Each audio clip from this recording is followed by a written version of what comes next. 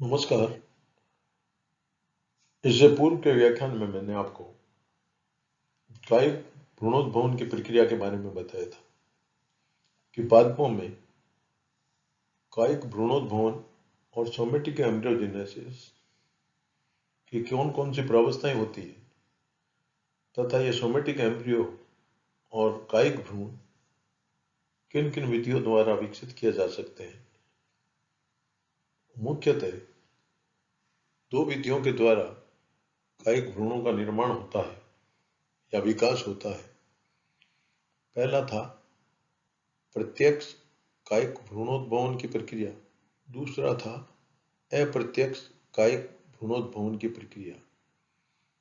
इन दोनों में एक ही अंतर है। प्रत्यक्ष कायिक भ्रूणोद्भवन की प्रक्रिया में पादप की कोई भी कायिक कोशिका सीधे ही भ्रूण का निर्माण करती है, जबकि अप्रत्यक्ष कायिक भ्रूणोद्भवन की प्रक्रिया में जो पादप की कोशिकाएं हैं, सोमेटिक सेल्स हैं, कायिक कोशिकाएं हैं, वो पहले कैलस का निर्माण करती है।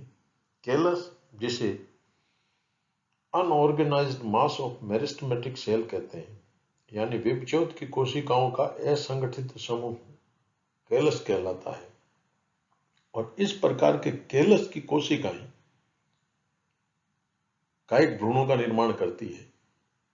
तो इनमें कैलस है वो इंटरमीडिएट प्रावस्था के रूप में पाया जाता है। इस कारण इसे इनडायरेक्ट सोमेटिक एम्ब्रियोजेनेसिस कहते हैं। सोमेटिक एम्ब्रियोजेनेसिस के क्या क्या अनुप्रयोग हैं उनको जानते हैं। तो सोमेटिक एम्ब्रियोजेनेसिस के अनुप्रयोगों में सबसे पहला प्रयोग है कि कृत्रिम बीजों का निर्माण करना, जिन्हें आर्टिफिशियल सीड भी कहते हैं। और आर्टिफिशियल सीड का निर्माण कायिक भ्रूणों के संपुटीकरण और एनकैप्सुलेशन के द्वारा किया जाता है। और जो इस प्रकार निर्मित बीज होते हैं वो सामान्य बीजों की तरह ही उपयोग में लिए जाते हैं। जो दूसरा अनुप्रयोग है वो है कि इन कायिक भ्रूणों से निर्मित जो बीज हैं, इनको अधिक संख्या में एक स्थान से दूसरे स्थान तक ले जाने में सुविधा रहती है, क्योंकि बहुत ही कम स्पेस इनके ट्रांसपोर्टेशन के लिए चाहिए होता है। जो तीसरा अनुप्रयोग है वो है कि कायिक भ्रूणों का निर्माण एकल कायिक कोशिका से होता है। अगर इनमें कायिक क्लोनीय विभिन्नताएं होती है तो उनका पहचान कोशिकीय स्तर पर ही की जा सकती है। तो ये एक इनके अनुप्रयोग है कि कोशिकीय स्तर पर कायिक क्लोनीय विभिन्नताओं की पहचान कायिक भ्रूणों के माध्यम से की जा सकती है। जो चौथा अनुप्रयोग है कि कायिक भ्रूण एक बाइपोलर स्ट्रक्चर है, यानी जो युग्मनज से निर्मित भ्रूण है उसके अनुसार भी यह भी एक बाइपोलर स्ट्रक्चर है। यानी जब यह अंकुरित होता है तो प्रांकुर मूलांकुर विकसित होते हैं। अतः टिश्यू कल्चर में जो जड़ जनन की प्रक्रिया का उपयोग किया जाता है, कायिक भ्रूणों में जड़ जनन की प्रक्रिया की आवश्यकता नहीं होती, क्योंकि भ्रूण अंकुरित होते हैं तो जड़ का निर्माण स्वतः ही होता है। और सबसे महत्वपूर्ण जो अनुप्रयोग है वो ये है कि कायिक भ्रूण से निर्मित जो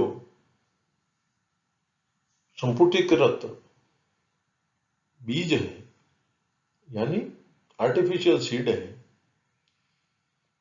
उनमें एक महत्वपूर्ण जो पद है उत्तक संवर्धन विधि का, कि उत्तक संवर्धन विधि के द्वारा जो तैयार किए जाने वाले पादपक और प्लांटलेट हैं, उनका फील्ड ट्रांसफर से पहले दृढ़ीकरण और वातानुकूलन किया जाता है, यानी हार्डनिंग एंड एक्लेमेटाइजेशन किया जाता है। अगर कायिक भ्रूण से अपन कृत्रिम बीज बना लेते हैं तो यह पद भी आवश्यक नहीं है, और इस पद में समय और खर्चा भी अधिक होता है। इस कारण कम खर्चे में उत्तक संवर्धन के द्वारा सोमेटिक एम्ब्रियो और सोमेटिक एम्ब्रियो के संपुटीकरण के द्वारा कृत्रिम बीज निर्मित किए जा सकते हैं। इस प्रकार आज के इस व्याख्यान के माध्यम से मैंने आपको कायिक भ्रूणों के अनुप्रयोग के बारे में संक्षेप में बताया। आप आपकी पाठ्य पुस्तक से और भी अधिक जानकारी प्राप्त कर सकते हैं, और अगर कोई समझ में नहीं आता है तो आप हमसे पूछ भी सकते हैं। इन दोनों व्याख्यानों को ध्यान से सुनिएगा, और जो समझ में नहीं आता है वो हमसे पूछिएगा। आगे के व्याख्यान में मैं आपको बायोटेक्नोलॉजी पेपर से संबंधित प्रश्न पूछूंगा। आप तैयारी रखिएगा।